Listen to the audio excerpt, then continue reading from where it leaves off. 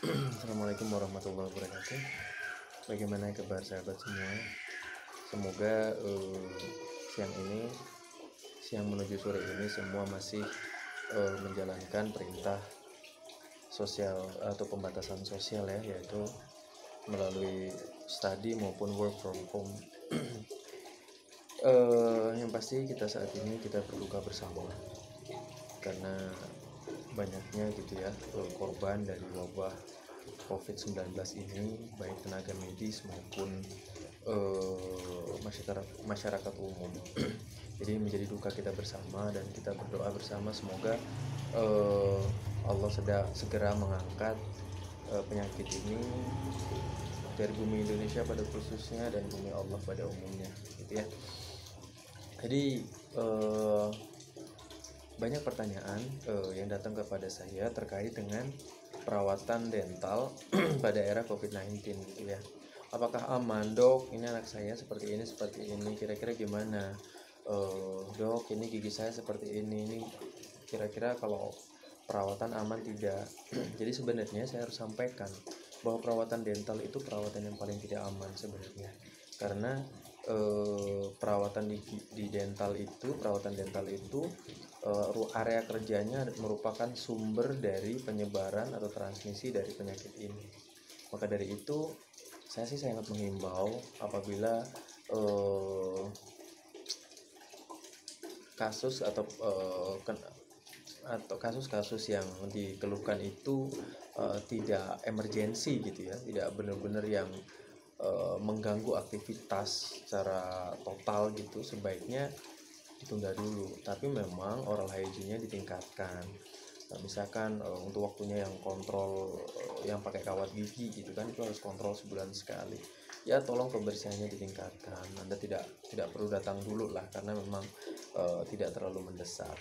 Atau misalkan lubang-lubang di depan yang sifatnya estetika gitu, itu sebaiknya ditunda. Untuk kasus-kasus yang bagaimana, untuk kasus yang emergensi, apa saja sih kasus emergensi itu?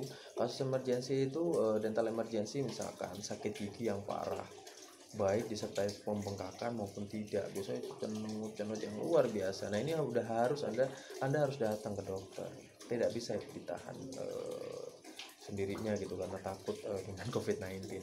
Atau misalkan gigi belakangnya patah dan kemudian tajam, anda harus datang itu karena itu sangat mengganggu lidah Anda, nanti luka dan kemudian nggak bisa ngapa-ngapain, imunnya turun, malah stres juga kan. Nah, itu paling datang dihaluskan saja. Tapi kalau misalkan mau pengen cabut sisa akar misalkan kayak gitu tapi nggak ada keluhan sakit, udah nanti dulu aja deh, karena ruangan kami itu benar-benar sangat berbahaya. Kami pun sebisa mungkin kalau bisa pengen segera keluar dari ruangan itu. Tapi apabila Anda yang mengalami kendala atau kasus emergensi yang punya darurat gitu ya, fraktur atau jatuh kecelakaan, Anda harus datang ke dokter gigi, nggak mungkin enggak.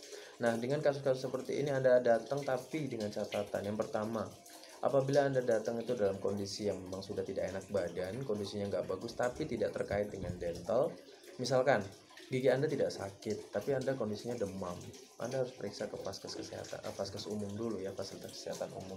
Tapi apabila nyerinya itu atau demamnya itu diawali oleh nyeri gigi yang hebat, ada pembengkakan, terus kemudian Anda demam, kemungkinan besar itu infeksinya adalah dari gigi gitu. Jika seperti ini, bisalah Anda datang ke dokter gigi langsung, tapi dengan catatan Anda harus menggunakan alat pelindung diri dengan maksimal. Misalkan Anda harus pakai masker, Anda harus menjaga sentuhan-sentuhan tangan Anda di ruangan praktek itu. Please, ruangan praktek itu benar-benar kursi, semua yang bisa disentuh itu tidak aman, jangan sentuh apapun. Jadi biasanya di ruangan tempat kesehatan sekarang ini sudah disediakan hand sanitizer yang insya Allah jumlahnya juga cukup gitu ya. Dan itu gunakan selalu, hindari jabat tangan, hindari kontak kalau sesama antrean gitu ya, misalkan sama-sama ada pasien, sudah jauhin sedikit ya. Kalau perlu Anda tunggu di mobil sampai giliran Anda dipanggil gitu ya untuk melakukan perawatan. Jadi Anda harus mencari ruangan yang terbuka yang memungkinkan terjadinya sirkulasi udara, karena rata-rata kan ruangan tunggu saat ini itu mengandung di ruangan yang tertutup dengan menggunakan air conditioner ya. Jadi itu biasanya cukup jenuh, udaranya muter di situ saja dan itu tidak aman. Jadi itu yang bisa saya sampaikan. Intinya kalau tidak nyeri-nyeri banget ya silahkan deh untuk ditunda dulu. Dan kalaupun masih takut, sebenarnya saya menyediakan di sini Anda bisa menggunakan aplikasi WhatsApp, menggunakan Zoom atau apapun. Anda bisa, kalau misalkan sakit, siapapun Anda yang jauh di mana, saya bisa melakukan pemeriksaan Anda secara online, bisa tunjukkan fotonya, atau kalau bisa video call. Nanti kita bisa berdiskusi di situ dan insya Allah saya akan resepkan dengan resep elektronik, membantu Anda untuk mengurangi kunjungan ke fasilitas kesehatan. Jadi monggo bisa di nomor saya ada ya di video-video saya sebelumnya di 081127266161. Anda bisa gunakan di situ dan bisa komunikasi apa saja sebelum Anda akhirnya harus memutuskan untuk ke dokter gigi atau mengunjungi fasilitas kesehatan. Demikian, mari jaga diri kita, jaga keluarga kita, jaga masyarakat sekitar kita, jaga Indonesia. Dengan cara apa? Jangan cara mematuhi anjuran pemerintah, ya dengan pembatasan sosial. Yang pasti kita ini sebagai masyarakat adalah garda terdepan terhadap pencegahan penularan penyakit ini. Kita garda terdepan. Tenaga kesehatan tuh garda terakhir. Kasihan, gak banyak tenaga kesehatannya dan sudah banyak yang meninggal.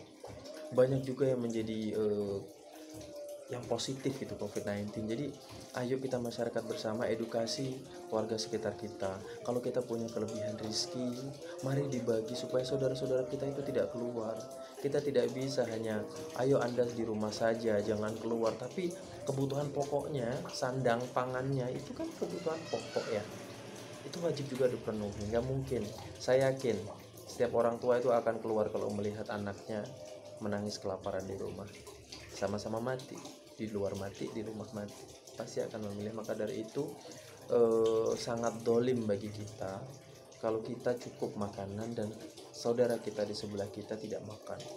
Maka dari itu mari, momen ini adalah momen people power. Kita gerakan potensi kekuatan umat, potensi masyarakat kita. Insya Allah kita bersama akan bisa menanggulangi penyakit ini, dan kita dengan kekuatan masyarakat kita akan bisa survive terhadap penyakit ini. Baik, demikian yang saya bisa bagi, kurang lebihnya mohon maaf yang sebesar-besarnya. Sekali lagi jika ada kendala keluhan gigi, Anda silahkan menghubungi saya di nomor tadi, atau bisa langsung melakukan kunjungan ke dokter gigi terdekat selama kasus-kasus itu benar-benar mendesak dan sangat mengganggu kehidupan sehari-hari. Demikian yang bisa saya bagi, kurang lebihnya mohon maaf. Assalamualaikum warahmatullahi wabarakatuh.